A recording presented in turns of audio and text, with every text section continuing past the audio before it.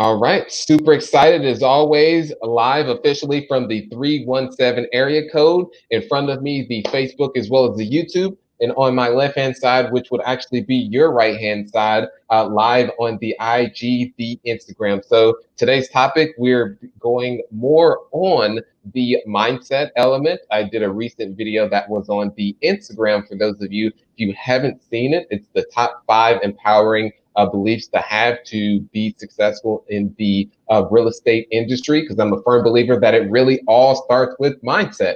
So those of you who are joining, comment below and let me know where you are from. Thanks for joining, Ashley Swadford. We're actually, colleagues or followers of on the Instagram. Okay, I'm going too much into it.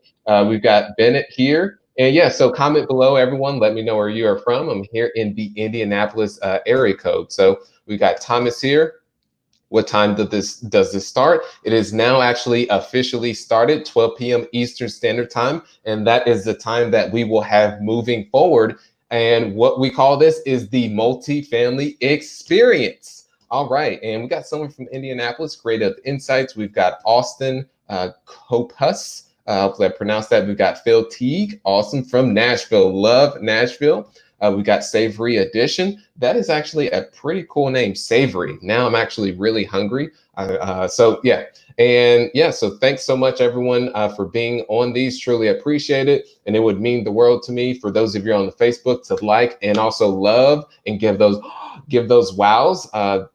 Very truly do enjoy seeing that, and it would also go above and beyond and share this so many more people can see it. That way, through the algorithm, that Facebook pushes it out even more. So all right, and we got Chris from Columbus, Indiana. Awesome. Yes, you are just south of me. I'm actually in Greenwood. So yes, you are just a little bit further south. We got D. Nelly from Boston. Okay, we got Dominique White.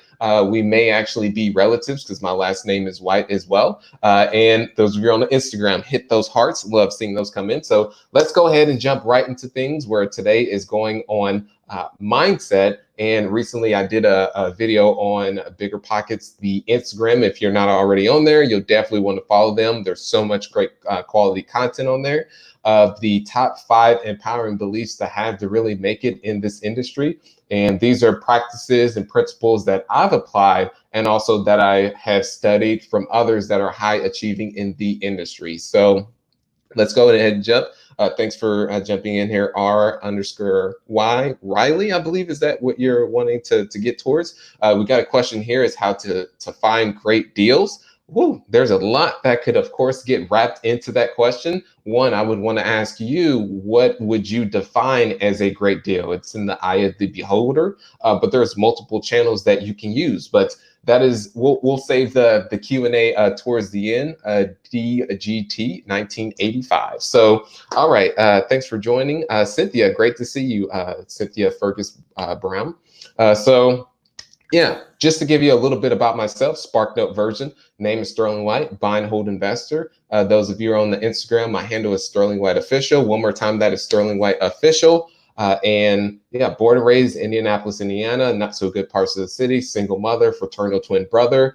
Grew up on government assistance, food stamps, Section 8 housing, and I'm sure of other assistance my mother didn't tell both my brother and I about. And the environment we grew up in just wasn't the greatest. And I remember there was one instance where one of the apartments that we actually lived in, that we lived on the bottom floor, and on the outside there was cages that were there, so people could not break in. They had to get through the cages. And I remember every other day we had to get down on the ground, both my brother and I, and as well as our mom, because we heard gunshots that are around, and we did not want to get hit by a stray bullet. And so through that experience, it really just became common practice being in that type of environment from that side, but ended up not being a product of the environment, and ended up ultimately using that as fuel to get to where I am now. And just to fast forward all the way, got started 2009 on being a laborer on the construction side, and then shifted to investing. Bought first deal 23 years old, 2013, scaled up to 150 single families, have now sold out of all the single families, and now solely own multifamily with just under 400 units with my company, that I started. This is Signer Investment Group. So, hey there, meet Kevin. I've seen you around quite a bit. Is using the BRRRR method ideal in a expensive and fast appreciating market? So that is, if someone could break that down in terms of the quote, I know it's buy, rehab, rinse, and repeat. So is using the BRRRR method ideal in a expensive and fast appreciating market? In essence, are you saying to not use the BRRRR method too soon? That way you're able to capture the upside. Kevin, I just want to ensure that I am okay. Buy, rehab, rent, refinance, repeat. So I would really, if you could elaborate on that specific question in terms of the just some further context on that, so I'll be able to provide some guidance on that specific one. I don't see any reason why you wouldn't want to use the BRRRR method, so you could take out that cash and then go buy more deals. The difficult part is when you pull out that cash is the ability to go find more good deals. So that, I believe, is potentially where you're going, but I don't see any reason why you would want to not take the BRRRR method. So, all right, showing people there is a yes, and yeah, there is a way out. There's always a way. And so let's go ahead and jump into the content where we're talking about beliefs and mindset. So it starts with, and I want to go into the limiting beliefs that I had first starting out. So I believe this is the main barrier that ultimately keeps people from not getting that first deal because of the mindset and not having the correct thinking. Because you can have all the tools, the tactics, the strategies. However, if you don't have the foundational in terms of mindset and believing that you actually can accomplish it, then all those is just noise and you'll never actually get started. So here's a couple examples of and yes, I am bald for those of you who are on here. Actually, I have a little bit of a sunburn on my head because I forgot to wear a hat and sunblock the other day. So a couple of limiting beliefs that that I do here is one, I don't have the experience to be able to get started in real estate. The next one is I don't have the credit score, a high enough credit score to be able to get started. I don't have the necessary cash or enough cash to be able to get going in the industry or be able to make the shift from single family to multifamily. That real estate is only for the wealthy. And the last is, if you're depending on your age that you leverage, I'm too young to be able to get started in the industry. So those are limiting beliefs that most people do have. And those of you who know my story, is the very first deal is I had no cash. I actually had negative funds because I over withdrew my account, just not being financially smart. And second, my credit score, when you would pull it, it wouldn't even register. I remember actually going to get a cell phone, and this was my late teens, or was it early 20s, somewhere around that. And they pulled my credit score in order to verify it and see what I had to be able to get approved, and nothing came up.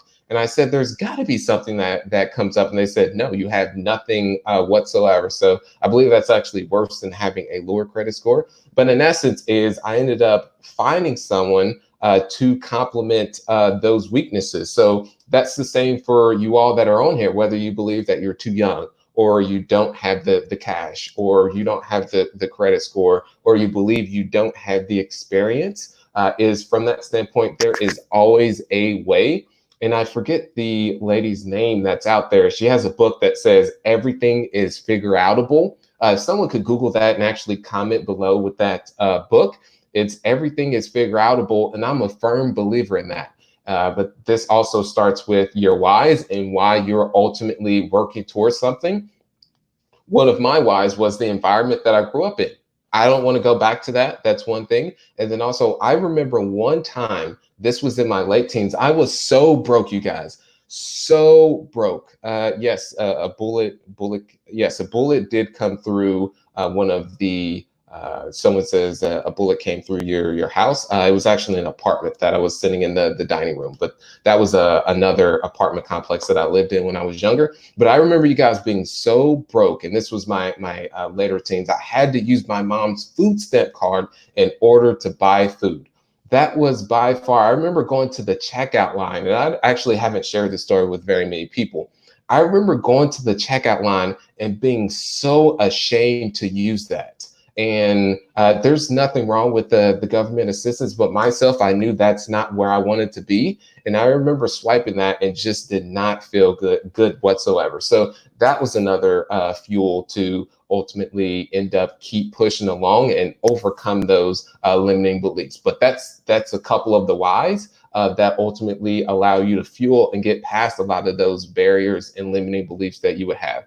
And yes, the author is Marie Forleo, or I know I butchered that last name, but actually saw her at a recent conference. So that's the limiting beliefs.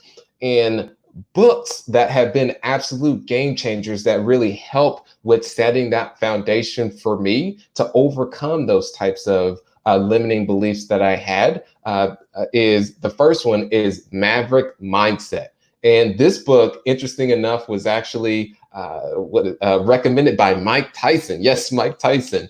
And the biggest takeaway from this book was being able to get other stories of some people that were even worse off than I was, and they were able to overcome those barriers, obstacles, and challenges that they had experienced. So that's what I love in terms of that book, Maverick Mindset. And it goes into the proper mindset to have when you do hit obstacles. Because I'm a firm believer that everyone has obstacles, everyone has challenges.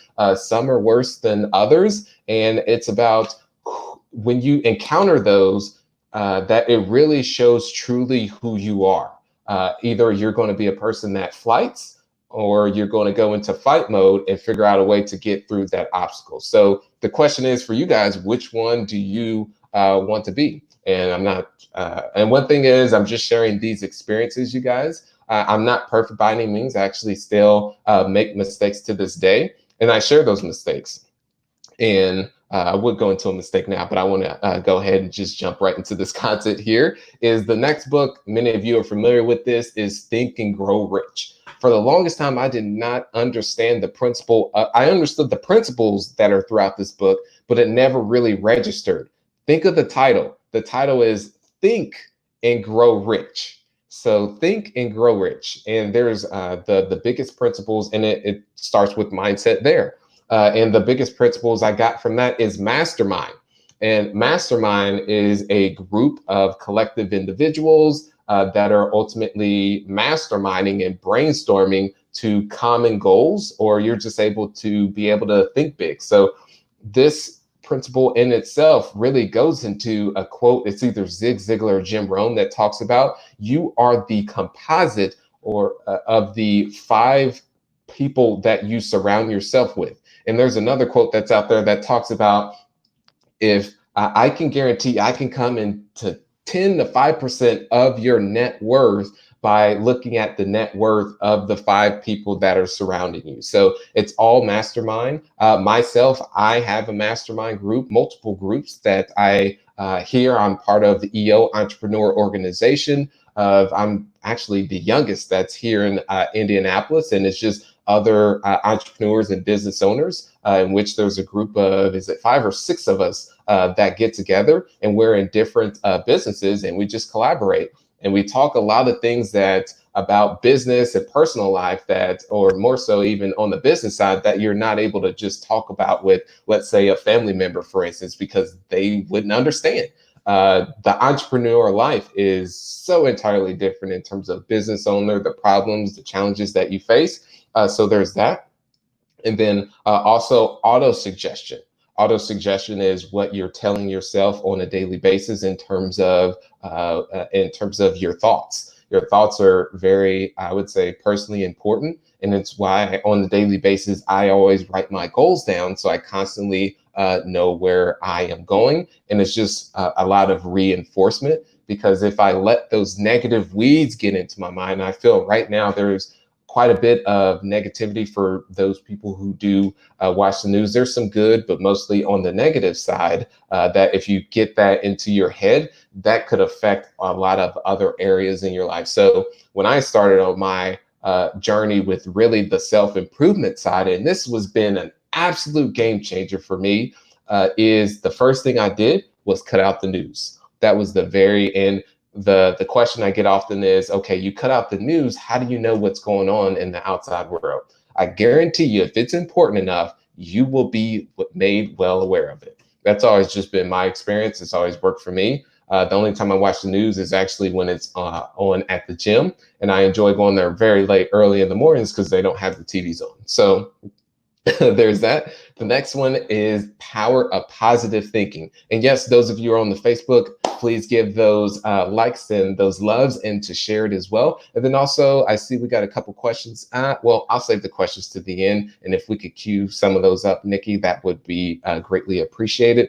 I want to answer those throughout, but I'll definitely lose my train of thought. The next one is The Power of Positive Thinking by Norman Vincent Peale.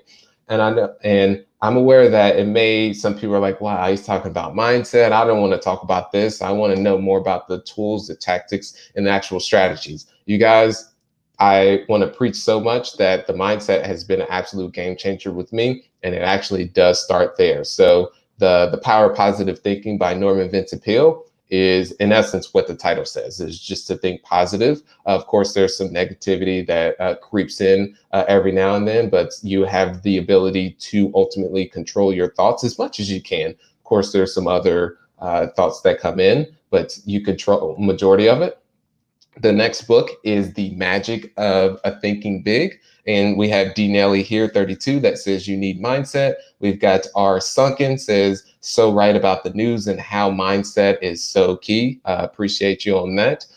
And all right, we got Joshua Smith who's in here. The Magic of Thinking Big. Another one that just talks about thinking big. The bigger you think. And I feel that from me stretching myself in terms of the goals that I'm ultimately working towards. And there's this quote that says, reach for, which one's further, the stars or the moon? Reach for the moon. If you miss it, that you'll land on the stars, whichever one is further. You guys can let me in on that.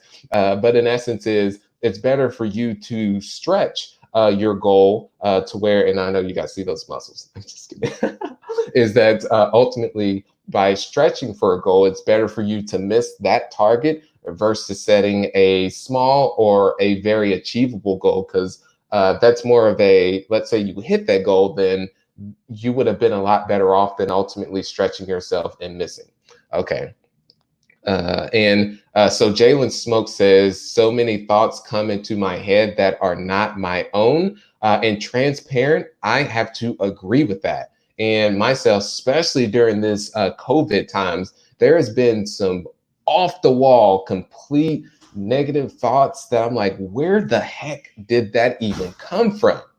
So I did just want to share with you, Jalen, by far, you are not alone. Myself, I even experienced that. And on a daily basis, I'm constantly doing the positive reinforcement, but that's not you. So I share exactly where you're at in terms of that. So thank you so much for being vulnerable in that standpoint, Jalen.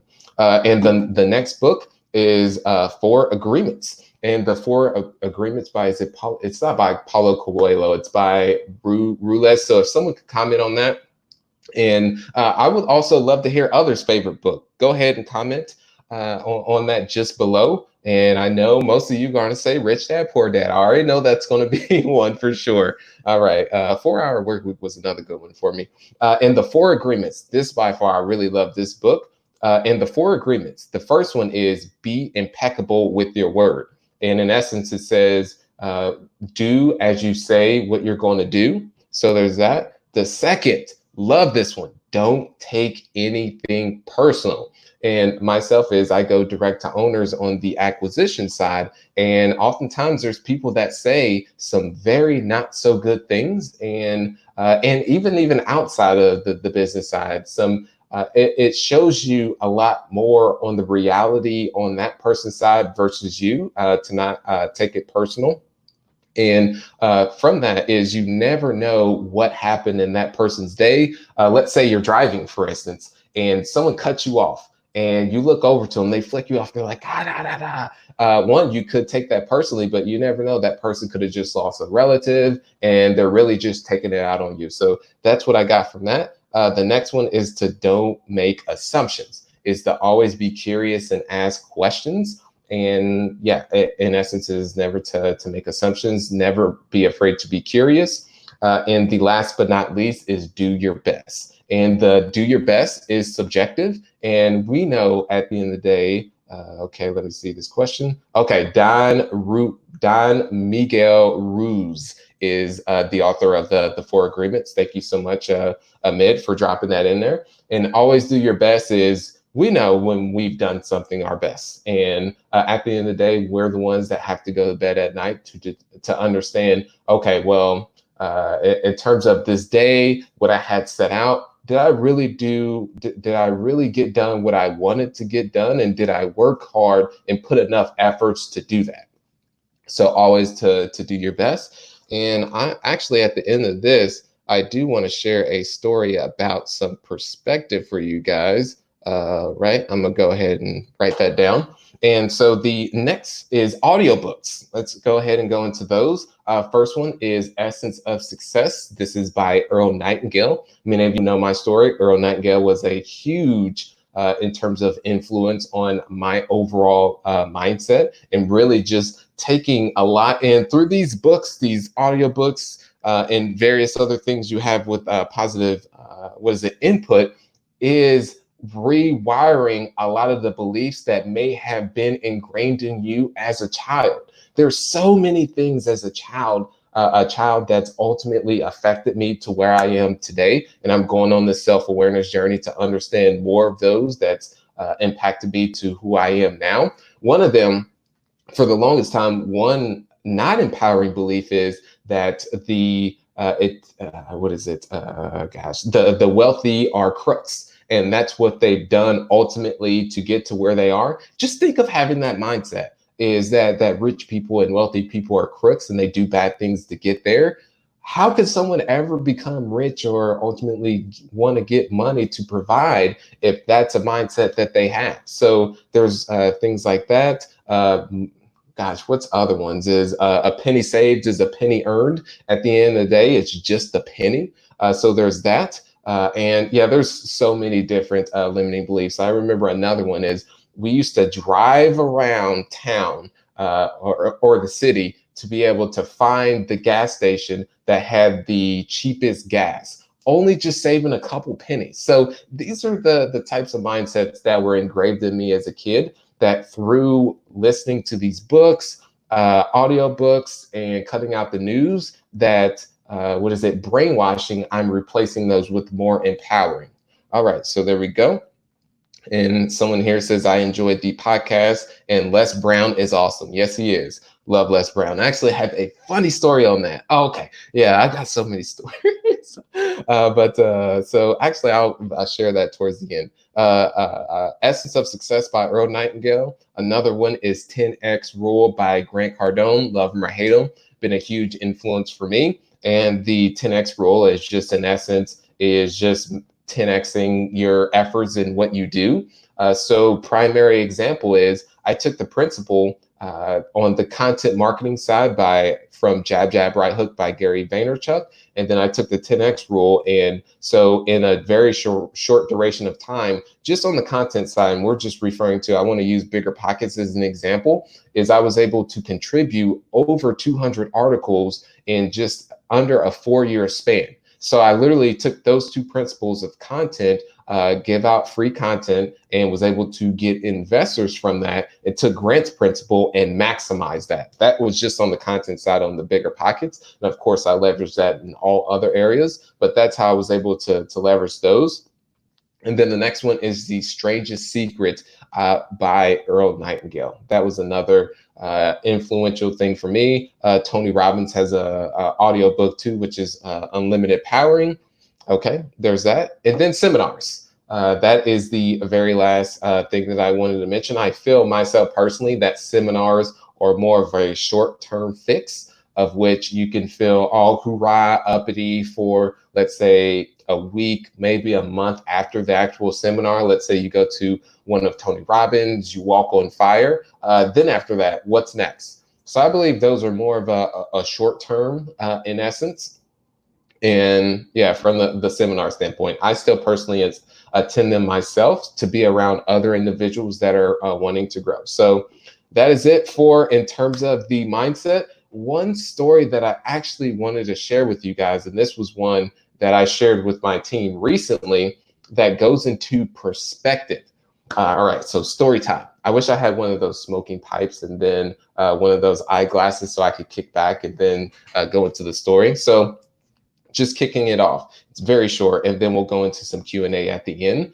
So let's just go ahead and jump right into it. In essence, there is a father and a son. There's a father and a son, and they're getting onto a train. The father is in his early 50s, and his son is 24 years old. And so they're getting on the train, and then there is a husband and wife that's adjacent to them, so just to the right of them, and they're already in a not so good mood because they've actually they're going to end up being late because they missed the train just before that. So the train departs, and at this point in time, the train's going. It's 5 minutes in. The son, he's like, Dad, oh my gosh, look out the window. It's so cool. I can see all the clouds that are passing by us. Can you see it? And the father looks over and says, yes, son, I do see it. It's really cool. It's real nice. And you can see the couple over, they're looking at a newspaper, and they stop what they're doing. They look over and they give him a very mean look. One of those looks like that. Like, yeah, so not so good look. And then they go back to what they're doing. And then 5 minutes later, the son's like, hey, Dad, oh my gosh, Dad, look outside. It's raining. Oh my, I love seeing that. Do you see the trains? There's trains below us that are going past us. And the dad says, yes, son, I know. It's really cool. It's really cool to see that. Thank you for sharing that with me. And now the husband and wife are furious at this point in time. So they actually get up, walk over son, and they say, could you please quiet down your son? He's very distracting. And I would even say, could you go have him see a doctor? And the father looks over at them, and at this point, and he says that we actually just came from a doctor earlier today. And this is okay. Ooh, we actually just came from a doctor today, and this is my son's first time. His first time after his procedure, and he's actually using his new set of eyes. So I do thank you. So in essence, the moral of the story is perspective. You never know what that person's background is that's led them up to this point, and to not be so quick with judgment. So, all right, that is the story. I kind of butchered that towards the end, but you guys got the main premise of it. Okay, so let's go ahead and go into some questions that are here. All right, so I know we got a few here. I'm looking to get started in real estate. What kind of principles should one have on hand before venturing out? So do you mean capital is what you're saying, Chris, in terms of principle? Yeah, so from that standpoint is one, you would, depending on the type of properties that you would have, you'd want to have an idea of the down payment. So you would want to have the capital to be able to put the down payment down, and then you would want to have your lender come in and provide the remaining of the purchase price. So that standpoint, you would have to have that for your own cash.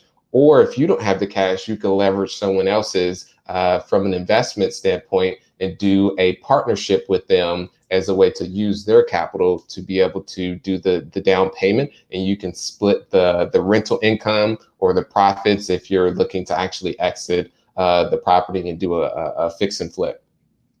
Okay, all right, and question here, do I need 2 years of W-2 record to be able to get a loan? Depends what specific loan are you referring to. I would say myself is the loan that I got on, let's say the property I'm currently in, that was 80 units, of which 3.3 was the total purchase price and 70% came from a lender. I did have W-2 income that was very low. I would say, just to be transparent and vulnerable to you guys, is my salary was $24,000. Of course, I had owner withdrawals from the company itself, and there was other revenues, but that was the W-2 income that they had looked at, and that wasn't as important. They were looking more at, did I have the liquidity in the actual bank to from the loan side, and then also, did I meet the net worth requirement? meaning that my net worth has to be equal to the loan. The net worth has to be equal to the loan, meaning the loan is $2 million, that my net worth has to be equal to the $2 million. So there are specific parameters that are met on that side, and didn't look so much on the W-2 income, but that would definitely be a question for your lender, Ahmed, on that solely. I do know that most lenders look more at the actual asset itself. They do look at you as an operator, but they're more focused on the asset and ensure that you'll actually be able to perform on your business strategy and have the right team in place. All right, we got VBK, Birdman, Golden Nuggets. These are gems. Yes, thank you. Okay, how should I start planning to invest in real estate while in my last semester of college?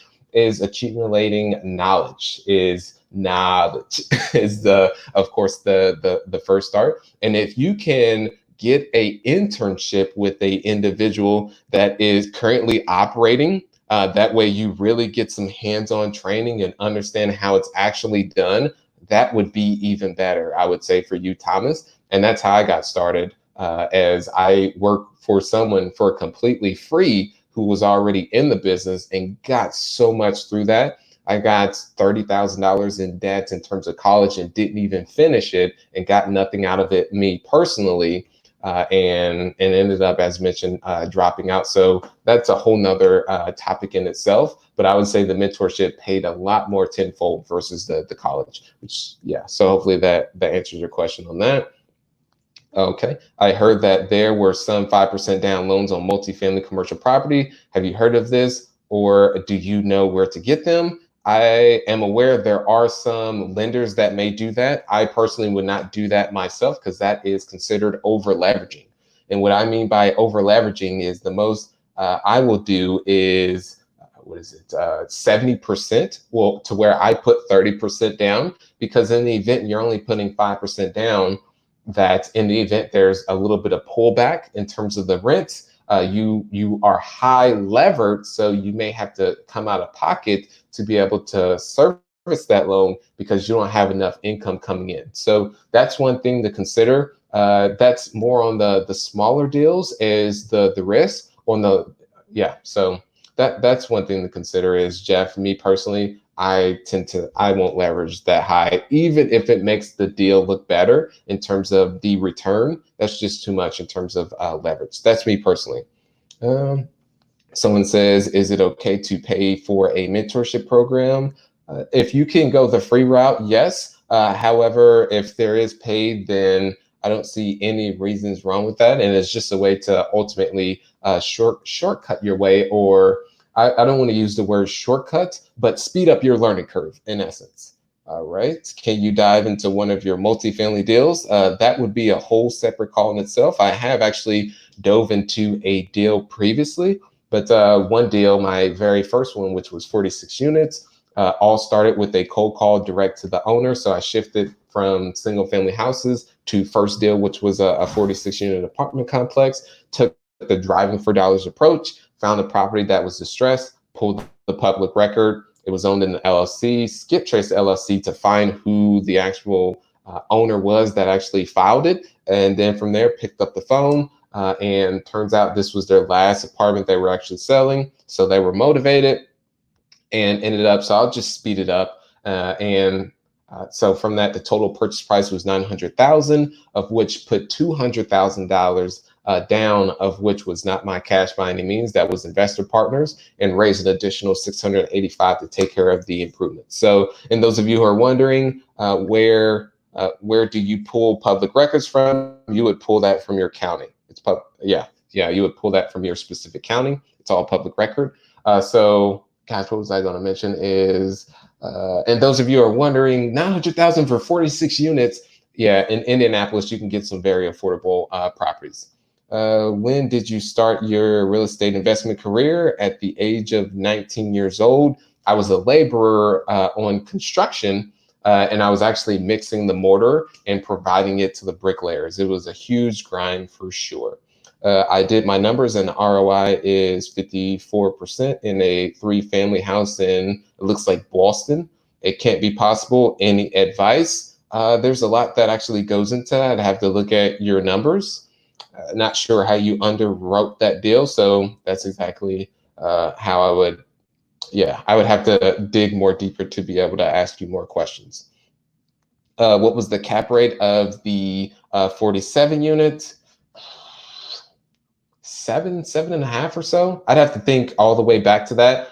This specific one had tremendous upside, and myself, I don't so much look at the cap rate. I look at the cap rate on the high level. However, when you get to more underwriting and more sophisticated deals, and as mentioned, I'm not perfect by any means, you guys, just sharing my experience, is that I look more at the cash on cash, the internal rate of return, the debt service coverage ratio, the equity multiple. So don't want to throw out too many technical terms, but the cap rate is just something on a high level. Meaning if a broker sends over a deal, it's in a very not so desirable location in a specific neighborhood, and there's a 4 cap rate, then I'll automatically move on because that's very extremely aggressive. That's how we'll look at the cap rate from that side.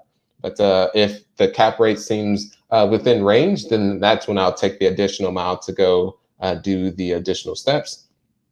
Any advice on raising capital to build relationships as soon as yesterday with those individuals, investors that you would start to raise capital from, and look at it as more of an opportunity that you're providing someone versus you are taking their money. So this always goes back to the foundational level, which is the mindset. All right, so here we go from Marina. Got to get you guys on the YouTube. And those of you on the YouTube, hit that subscribe button on the BRRRR and the notification bell so you can be notified of these absolute bombs and golden nuggets dropped. All right, so do you believe it is worth pursuing another RE career, such as appraiser or inspector, prior to beginning to become an investor if you don't have any prior real estate experience? Myself, personally, looking back on it, I would have preferred to go. Of course, I wouldn't change anything that I've done because it's ultimately got me to where I am now. However, instead of going the construction side, I wish I would have just gone straight to working for that individual in terms of an actual operator. So for you, Marina, is if you can, I just want to experience share for myself, because I don't want to be in a situation to tell someone what they should do, because there's so many variables that are in your life and all this stuff. So what worked for me, and if I were to go do it back over, is I would have went direct to, actually, since I knew I wanted to be on the investing side, I would have started that internship or started working for that person for completely free. So that's the path I would take if I were to go do it back over again, but I wouldn't want to. So, all right. When I'm looking at foreclosures on Zillow, for instance, why do some have no prices on them? I see that a lot because they want you to call is a good way, and so that's in essence is they want you to call, then they would give you the price. All right, to purchase my first unit, should I do it under an LLC or an S Corp? That is definitely a CPA question, which is a certified public accountant. Myself, I generally just go with the LLCs. That's pretty standard. However, that's definitely a CPA question, which I'm not a professional in that field, and then also an attorney, because there's different tax benefits to each on the two. Okay, all right. How do I know if the rent market is good? How do I check if the property will be rented? How do I know if the rent market is good? So one is you would just get an understanding, and you could be able to pull the properties that are there. So you can get data from CoStar that is an indication that, okay, these are the economic, or the vacancy there is what, 10-15%. So that's a good indication that there's not demand for rentals there. So that's one, through CoStar. Or if you visit, let's say you're using Zillow to be able to pull, you're doing rental comps, and your specific property, let's say it's a 3-1 with a detached garage, it's a Vinyl Village. And from there, as you go to pull the surrounding rents, properties that are rented, if you see a ton of properties that are days on the market, 60 days, 90 days, 120 days, that's a good indication that there is not demand that is there. So hopefully that does answer your question from that. what is going to happen, explore. That is his handle. Okay. Why Salmon? To answer your question, do you have program where you provide mentorship for a fee? I would say I provide plenty of content that's out there that is free that you guys can use. And also you can visit my Instagram. What is that? Sterling at, well, excuse me. It's at Sterling White Official. And any specific questions, don't hesitate to slide into the DM and ask me, because I'm here ultimately to be of value to you. And yes, I do provide mentorship for individuals. So what do you think about using a loan for house hack down payment and using my savings for reserves? Mesh, I would say to post that on the Bigger Pockets forums. I have not personally been in that situation, so I would not be the best person to provide insights and perspective as much as I would love to. All right. When investing out of state, who is the person that can give you a more accurate ARV? A realtor. In terms of what I mean by a realtor and real estate agent is, let's say your property is in, I'm just going to list a neighborhood that's here, Fountain Square, which is a desirable up and coming location. Well, actually, it's not even up and coming. It's really really already just about up there. Is you would find an agent who has the most amount of volume of solds there. And then from that is you can ask, hey, in the event I renovate the property to this standard, how much do you believe you would be able to sell it for? So that's one route to get some really boots on the ground knowledge from that. And they may be a little bit aggressive, so you may have to put a little bit of percentage off of that. Can you say your handle again? It is Sterling White Official. One more time, that is Sterling White Official. If someone could put that there, I will go ahead and pin it. So what is CoStar? CoStar is just a database that has a lot of data in terms of on properties, primarily on the commercial side. But let me go back to the ARV question that's up here. You can also pull your own. People use different sites. There's Zillow, there's Refine, I believe is another one that you can use, or Refin. And you can see the sold properties, and you want to get the sold properties that have sold recently. I would say in the past 3 to 6 months. And of course, now is, I would say even sooner than that, because things have really changed so rapidly. And that'll also give you an understanding of, you'll want to find comparable properties, and that'll allow you to determine, okay, that property sold for this and it's in this condition, and it's a similar one to mine. This is the estimated after repair value. So those are various strategies that you can use from that standpoint. So we will go ahead and take a couple additional questions. Thank you so much for Castle Home Buyers for posting that handle. And he said, I'll contact my CPA. Yes, thank you. All right, awesome. All right, okay. All right, so I know there's some additional ones that are here. All right, what do you think about using a loan? Oh, okay, so I had mentioned that earlier in terms of using a loan. That would definitely be a question to get a experience share from someone and post it on the Bigger Pockets forum. So I appreciate you guys as always so much. Next Tuesday at 12 p.m. Eastern Standard Time during the session of the multifamily experience. Bring your questions and I will bring the answer. So I always appreciate you guys. Keep being awesome. And I know there's times of uncertainty, there's negativity. Myself is, I just want to be as much of an ideal as possible because Jalen mentioned it earlier, is there, even myself, is I still have negative thoughts, and there's some days where I'm on a roller coaster, but I believe in the gift of giving is one thing that really helps through that. And one experience I had recently with my 7-year-old Angel, I taught her how to ride her bike without training wheels. And I remember letting go of that seat because that's the way I trained her. Instead of being on the front handlebars and guiding her along, I just held onto the seat so she could figure out the balancing. I remember, and I'm just getting all excited now, I remember letting go of that seat and she just rode off on her own. And I just, all right, I'm getting all, I'll be good. And I remember at that instance is I felt so proud And I know that's one memory that she'll have then and on. So that was something that really pushed through all the negativity, of course, that is going on out there. I stayed to keep as much positivity, but that was one of the things that was really a staple in terms of really pushing through the noise. So I appreciate everyone. Thanks so much. Keep being awesome. Have a great one. All right.